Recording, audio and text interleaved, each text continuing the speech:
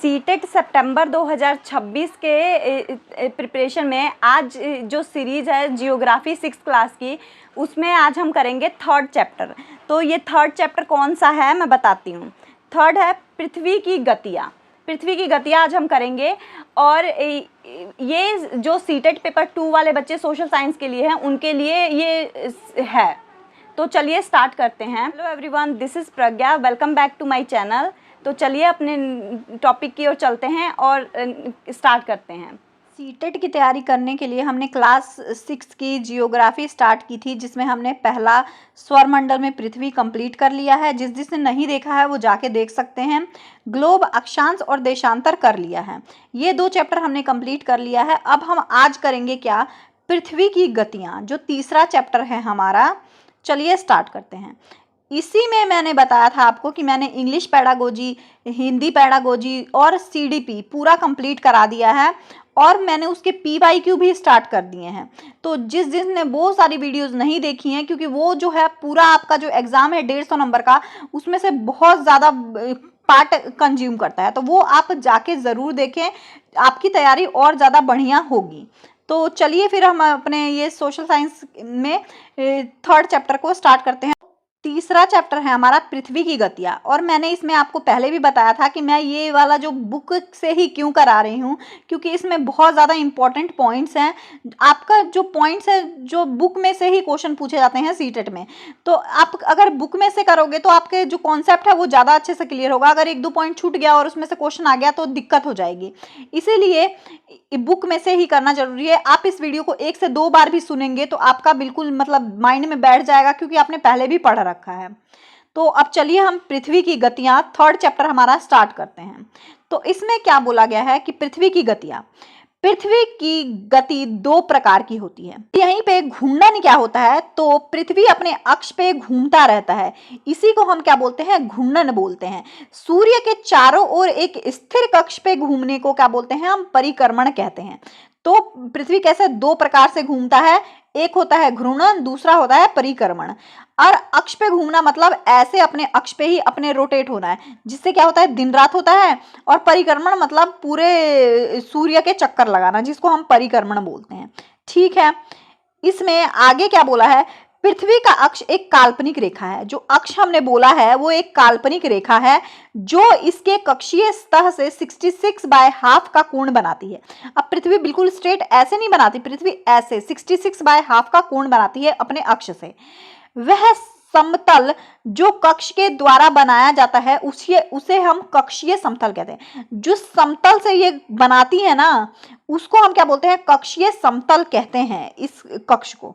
ठीक है, यहीं पे क्या बोला है कि ग्लोब पर एक वृत्त जो दिन और रात विभाजित करता है, ग्लोब पे एक वृत्त है, ठीक है, जो दिन और रात विभाजित कर देता है, उसको हम क्या बोलते हैं, परिद्वीप वृत्त बोलते हैं। ठीक है, यहीं पे बोला है कि पृथ्वी जब अपने अक्ष पे चक्कर लगाती है ना, जब पृथ्वी अपने अक्ष पे चक्कर लगाती है तो वो कितने घंटे पूरा करने में लगभग 24 घंटे का समय लेती है।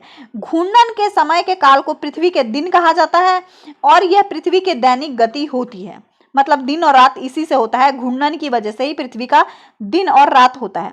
तो देखिए ये है पृथ्वी, जो पृथ्वी ऐसा सर्कल है। अब ये पृथ्वी ऐसे नहीं है, पृथ्वी अपने अक्ष से कितने 66.5 थोड़ी झुकी हुई है, इसी को बोलते हैं। अब देखिए कि यहाँ पे अब पृथ्वी अपने अक्ष से झुकी हुई है, तो यहाँ पे ऐसे आधे पे सूर्य का प्रकाश पड़ रहा है, तो ये क्या है, ये दिन है। अब ये वाला दिन इधर आ जाएगा, धीरे धीरे घूमते घूमते तो इधर दिन हो जाएगा, और फिर ऐसे ही घूमते घूमते दिन और रात होता है। तो इसी को क्या बोलते हैं, घूर्णन बोलते हैं। यहाँ पे क्या बोला है कि यदि पृथ्वी घूर्णन ना करे तो क्या होगा, तो पृथ्वी अगर घूर्णन नहीं करेगी तो क्या होगा, दिन और रात नहीं होंगे। ठीक है, अब यहाँ पे क्या बोला है, पृथ्वी की दूसरी गति, जो दूसरी गति है वो सूर्य के चारों ओर अपने ही कक्ष पे पृथ्वी सूर्य के चारों ओर चक्कर लगाती है, उसे हम क्या बोलते हैं, परिक्रमण बोलते हैं। ठीक है, पृथ्वी 1 वर्ष या 365/2 दिन में सूर्य के पूरा एक चक्कर लगा देती है। हम लोग अपनी सुविधा के लिए इसको 365 दिन मानते हैं, तथा 6-6 घंटे को हम जोड़ के एक लीप ईयर बना देते हैं, ये भी हम आगे पढ़ेंगे। ठीक है, तो इसको क्या बोलते हैं, हम परिक्रमण बोलते हैं। वर्ष में प्रत्येक वर्ष के बचे हुए 6 घंटे को मिलाकर 24 घंटे के बराबर हो जाता है ना। जो पूरे साल में 6-6 घंटे मिलाएंगे तो वो 24 घंटे के बराबर हो जाता है। और इसके अतिरिक्त जो हम फरवरी के महीना जोड़ा जाता है, जिसमें हम चौथे वर्ष में जो चौथा वर्ष होता है उसमें 28 की जगह में 29 दिन हो जाते हैं। ऐसे वर्ष जिसमें 366 दिन होते हैं उसे ही हम लीप ईयर बोलते हैं। अब जिसमें फरवरी में 29 दिन होते हैं, ठीक है। अब यहाँ पे पृथ्वी कैसे पथ पे घूमती है, मैंने पिछले क्लास में भी बताया था कि पृथ्वी कैसे पथ पे घूमती है। दीर्घावृत्ताकार पथ पे घूमती है और चारों ओर चक्कर लगाती है। इसी में क्या होता है, अब ये एक चीज ध्यान देने वाली है कि पृथ्वी पूरे कक्ष में एक ही दिशा में झुकी हुई है ना। ऐसे एक दिशा में झुकी हुई है ना पृथ्वी। तो एक वर्ष की गर्मी, सर्दी, बसंत, शरद ऋतु में बांटा जाता है। इनको चारों दिशाओं में बांट दिया जाता है। तो ऋतुओं में परिवर्तन सूर्य के चारों ओर पृथ्वी के स्थिति में परिवर्तन के कारण होता है। अब देखिए, घूर्णन के कारण तो क्या होता है, दिन और रात होगा। लेकिन जब ये ऋतु है, गर्मी, सर्दी, बसंत, ये सारे क्या है, परिक्रमण के कारण होता है। अब यहाँ पे आगे देखते हैं, जैसे 21 जून मैंने डायग्राम में बताया है, 21 जून को उत्तरी गोलार्ध में सूर्य की तरफ झुका होता है। जो उत्तरी गोलार्ध है 21 जून को झुका होता है सूर्य की तरफ। सूर्य की किरणें कर्क रेखा पर सीधी पड़ती है।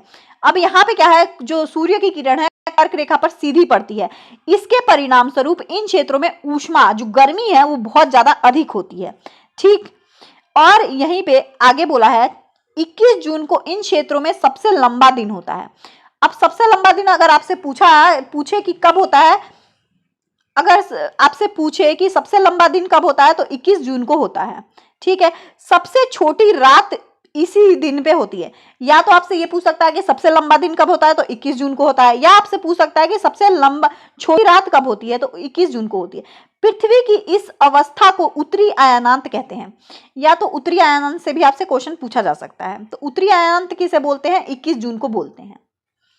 अगला क्या है, 22 दिसंबर को दक्षिण ध्रुव में सूर्य की ओर झुके होने के कारण मकर रेखा पर सूर्य की किरण सीधी पड़ती है।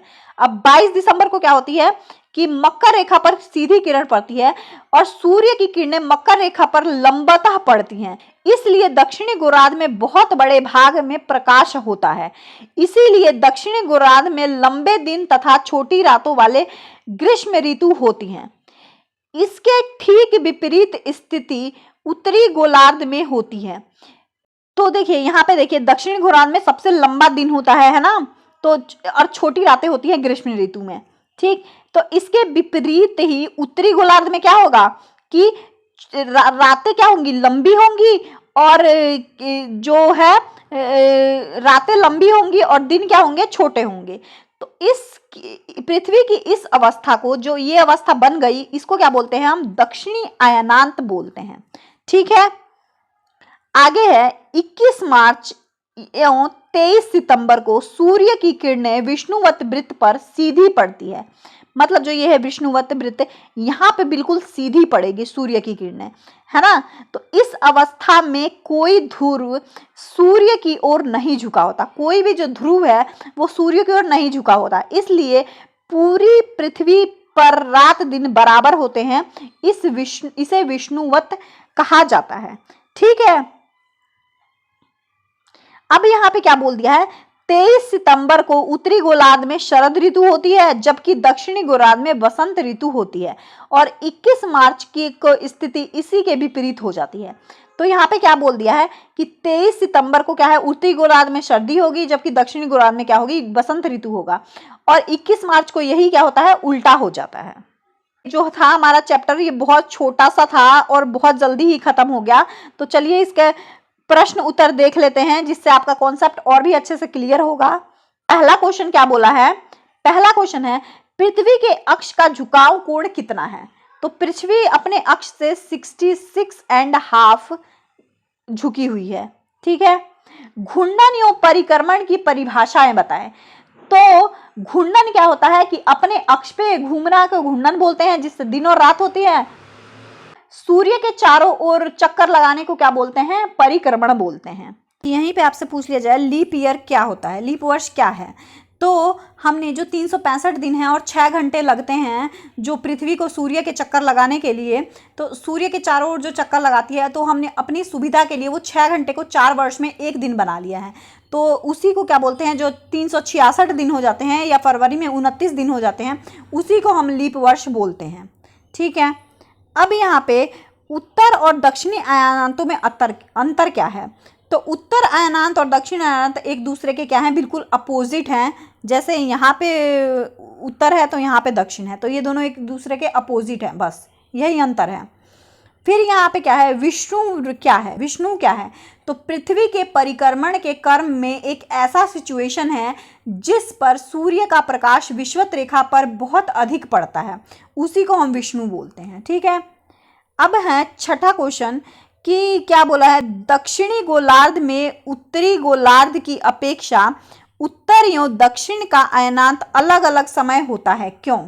तो अब देखिए यहाँ पे ये है उत्तरी गोलार्ध, तो यहाँ पे यहाँ से तो ये है और यहाँ पे बहुत कम समय के लिए ही दिन होता है, तो इसीलिए इधर पूरा दिन होगा तो इधर रात होगा। जैसे 6 महीने में ना ये चेंज होता रहता है, तो ध्रुवों पर लगभग 6 महीने का दिन एवं 6 महीने की रात होती है, क्यों?